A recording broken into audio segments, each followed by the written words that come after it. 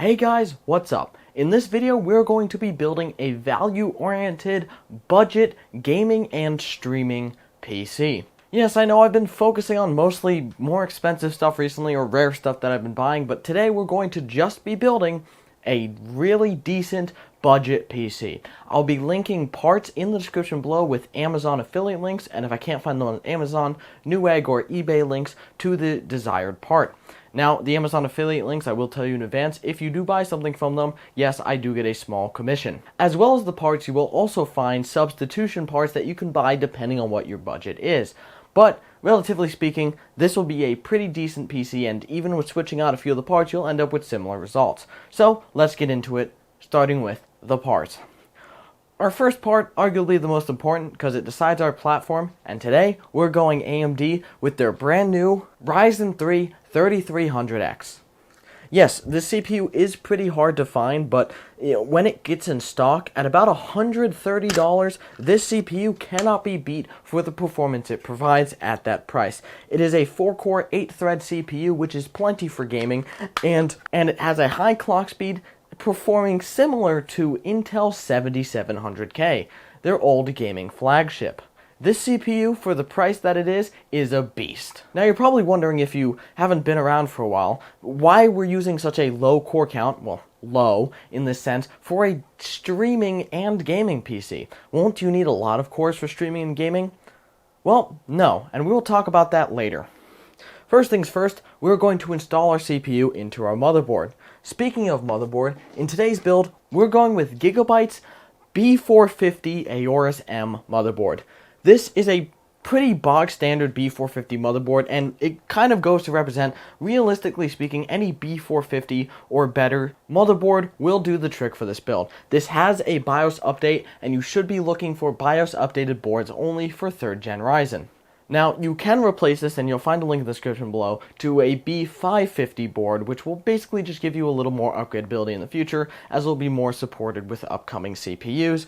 Although for now, this board will work fine if you're on a tight budget. I have also linked other boards that I tend to use a lot, including the B450M DS3H, also from Gigabyte.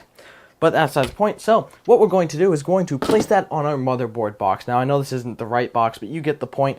I recommend, and a lot of other YouTubers recommend, building out your motherboard first on top of your motherboard box, so that's easy and you have a surface to work on that isn't just your desk.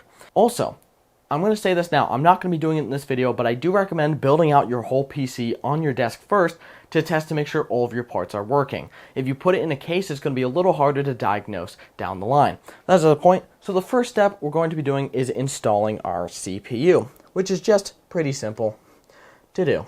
All we're going to do is pull up the lever, put in our CPU with the Ryzen logo facing this way. It is the same on almost every single AM4 motherboard, so that whole little arrow thing is stupid when you just realize that the Ryzen logo faces this way towards the I/O of the board, like this on almost every single board that you will find.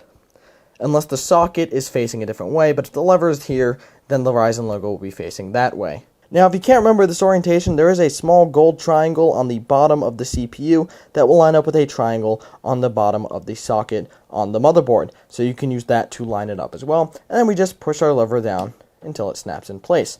And we have installed our CPU. Moving on to our RAM. That's what we're going to be installing next. Now, you can do the cooler next, but I'm going to do RAM first, because in this build we're using low profile memory. Yes, we're using Vengeance LPX DDR4. This is DDR4 3200 megahertz, which is plenty fast for modern Ryzen. The highest speed that's really recommend going is 3600, and if you can find a good deal on that, go for it. But for this build, we're using DDR4 3200 megahertz. This is probably the most budget-oriented kit that you'll find. There are some cheaper kits, which I will have linked in the description below on Amazon, but this is one of the best that I've found. It's from a reputable company, Corsair, and it performs great. So we're going to be using it for this build. Yes, sadly, no RGB, but that's fine. So we're just going to line it up with our sockets here and just push it in, making sure both sides clip in.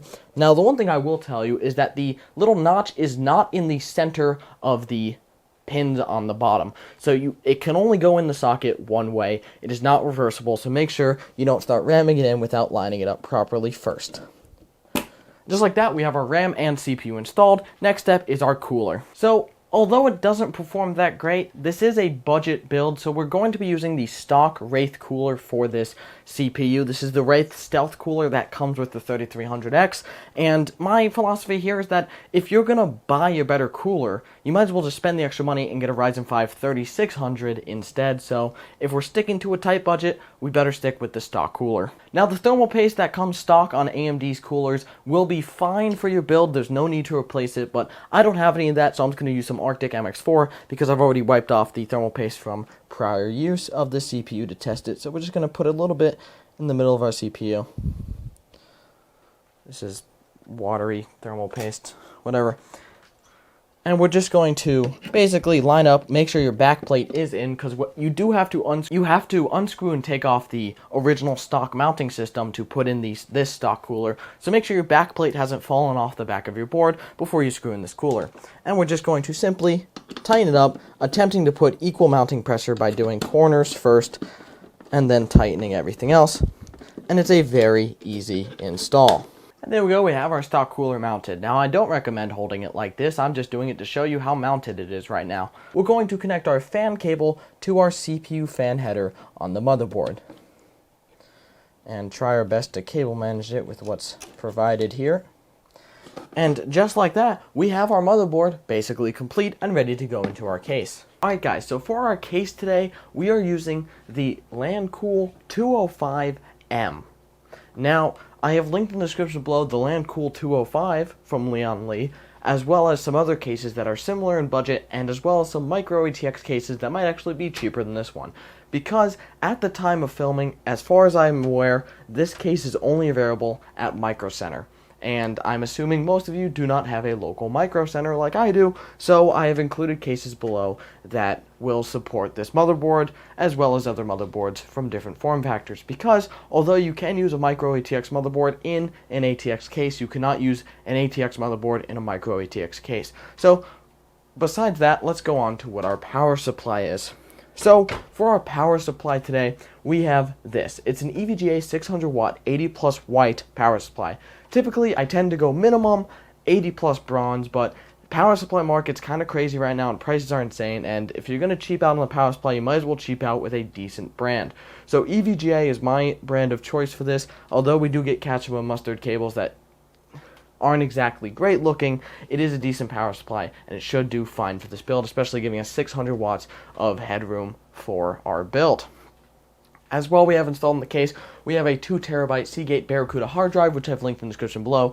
It's like the best seller on Amazon. It's like 54 bucks. It's a great hard drive, 2 terabytes for all your games. It's amazing. And if we have a SATA SSD, we would install that here now as well. Sorry guys, I've had to dub over this part because I messed up the audio the first time, and by I messed up, I mean my super expensive and terrible lavaliers messed up. That's the point. So all we're doing here is we're just going to drop in our motherboard. So in this build, we've decided to put our power supply in the case first.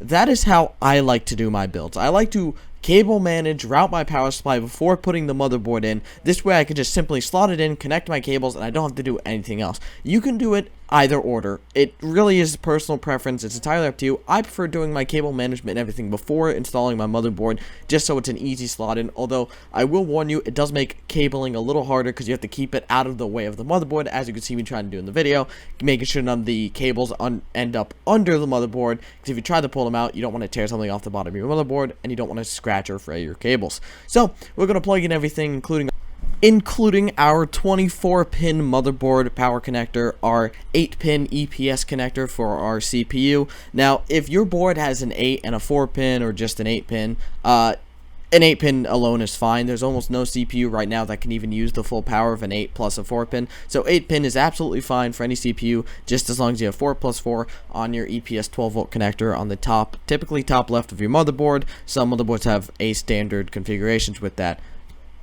power connector, but honestly on this board and most boards it's on the top left, so make sure you connect that. And we've already routed our PCIe connector to the bottom, and we're going to connect everything else, including panel header that this case has, in many cases, well, modern cases should have. We're going to connect our SATA data cables to the motherboard, making sure to get both for our SATA SSD and SATA hard drive, as well as as everything else. Now, one thing I will say is I don't have the IO shield for this motherboard, so make sure you install your IO shield before putting in your motherboard. If you forget it, who cares? Honestly, it's so useless and stupid, and I don't like it, so I don't even have an IO shield. And guys, don't worry if you don't have one. A lot of people buy used motherboards and stuff and don't happen to have them. That's fine. They're basically dumb. They're just for grounding purposes. And as you see, I don't even wear an anti-static wristband because static electricity is dumb. You can wear one if you want. It's entirely up to you. Be safe, all that stuff. And we're just going to get our motherboard installed in our case.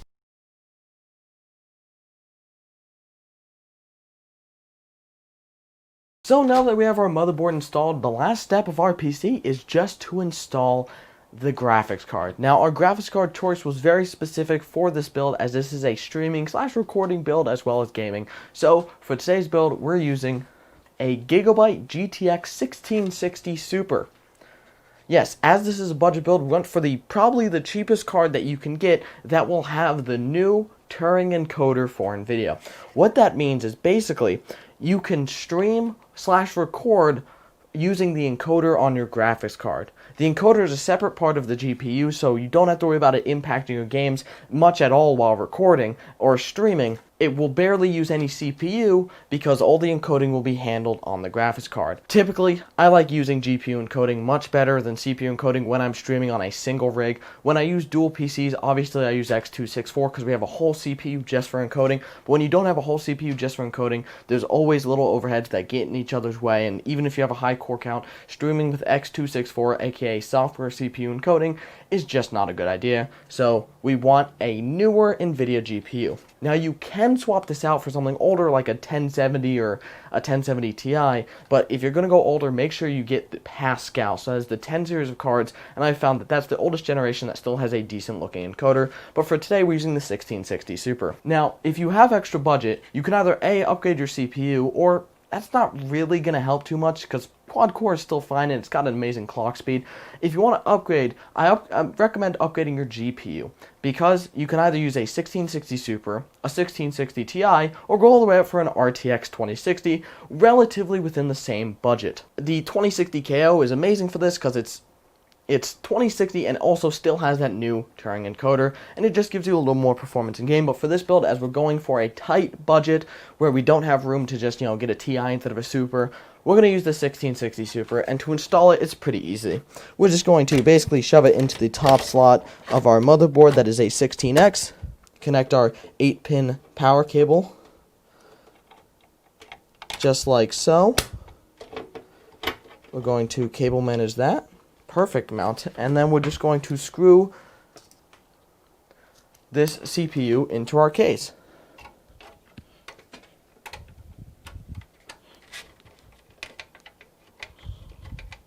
And just like that, our GPU is installed and our system is ready to go. Alright, all that's left to do is just turn on our power supply, something a lot of people forget, and just boot our system. And here's where we can test to make sure our front panel connectors work, because we're going to connect our USBs to the top.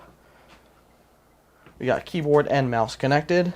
Our system is on. It's really hard to hear. It's a quiet system. Well, when it's under load, it's going to get a lot louder because that AMD stock cooler is just barely enough for the CPU, but it will get pretty toasty. Make sure we have a display port connected because we're using a high refresh rate display, which typically uses a display port.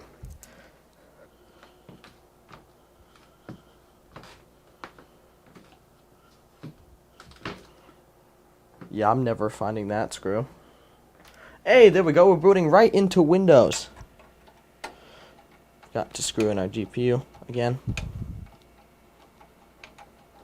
So now you can definitely see that there's a problem in that our display is not running at its advertised resolution. So since we don't have drivers installed, all we're going to do is we're going to connect our networking so that Windows can grab the drivers for our GPU. Let's go to Device Manager, Display Adapters, Update Drivers. Just let Windows download the drivers for that GPU.